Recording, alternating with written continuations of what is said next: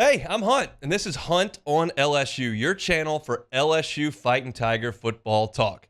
Enjoy the video. We want you to leave a comment below, hit that like button, and subscribe right below the video. Enjoy. So we're going to start with Ole Miss and LSU. 5 o'clock kickoff inside the vault up there in Oxford, Mississippi. Look, we do 10 hours here on the Hunt Palmer Show every week. And we usually turn the page to the next opponent after about 3 of them. So 7 hours of this show is 80% focused on what LSU's got coming up. We do some recruiting. We certainly talk Saints, SEC stories that we need to get to, Ryder Cup. But we spend a lot of time on the opponent. And I've certainly done that this week with LSU and Ole Miss. I've done segments on Ole Miss's run game and their offensive line. I've done segments on Pete Golding and his new defense and how that's looked in Oxford.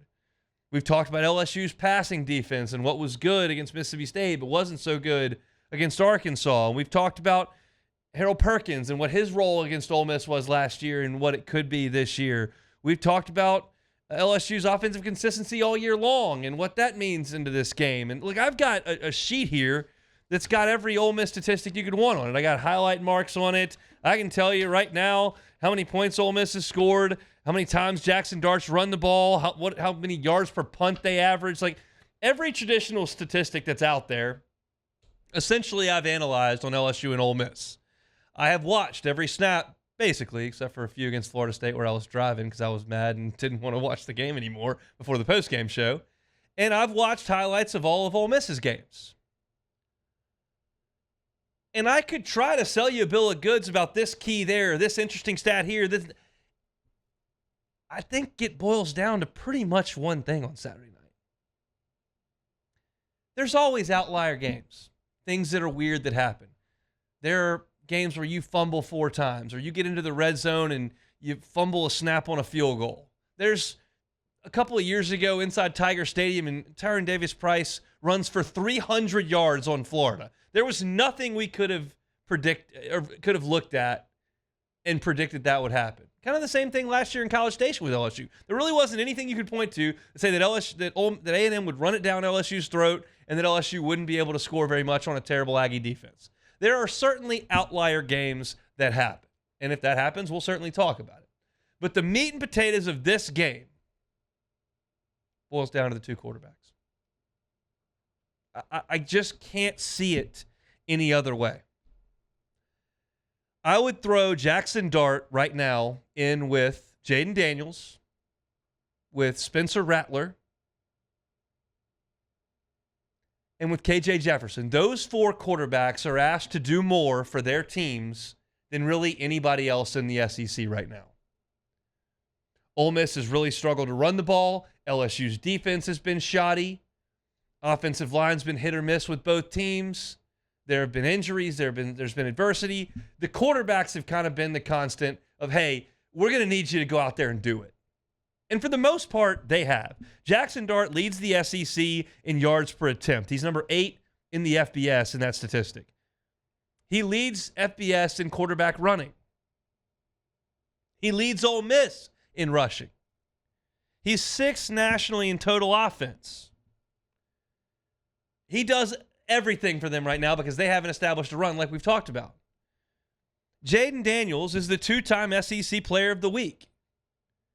He's gone over 400 total yards of offense 2 times this year.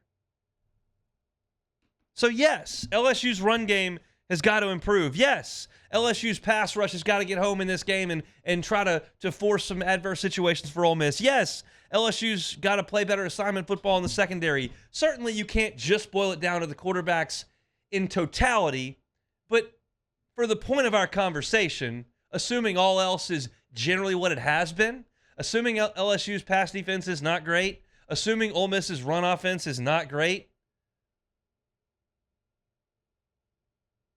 it's going to come down to these 2 guys in the shotgun, making plays with their feet, extending plays, hitting the throws, and scoring a bunch of points. I'd be shocked if this is a 21-17 game. it's going to come down to, hey, Jayden, got to hit those throws like you did in Starkville when Malik Neighbors beats him deep. You got to hit the throw to Brian Thomas at the end of the half against Arkansas. You got to pick up that first down when the pocket kind of breaks down and the play doesn't really develop, and you got to run and go get it. And quite frankly, on the other side, if Quinshon Judkins runs for 165 yards on 26 carries, I'll be surprised. Not that LSU's run defense has been awesome, but they've got depth there.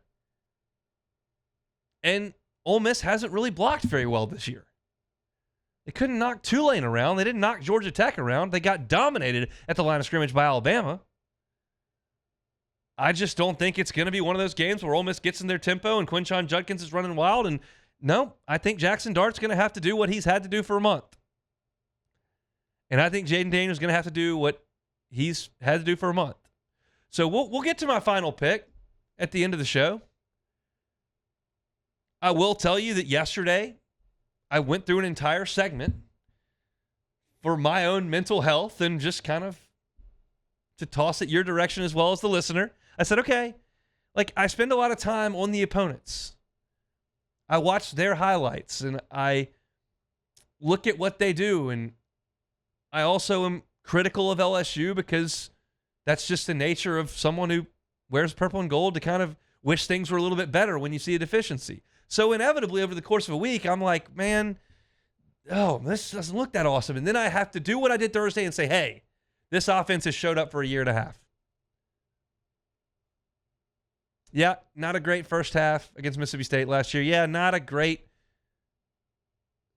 effort in Fayetteville. Not a very awesome effort in College Station. But for the most part, the offense has answered the bell. And this year, yeah, was it perfect in the second half against Florida State? No. They got after it to the line of scrimmage. They forced some plays into the backfield, and you kind of bogged down. But for the most part, it's been really good. So if you want to conjure up some real belief in some massive adjustments and that the pass defense is going to be awesome tomorrow, I support you in that endeavor. I'm probably going to think LSU's defense is going to struggle tomorrow because I think that Ole Miss's quarterback is good. I think their play caller is good, and I think they're at home. But I also think that LSU's offense is going to do what it's been doing.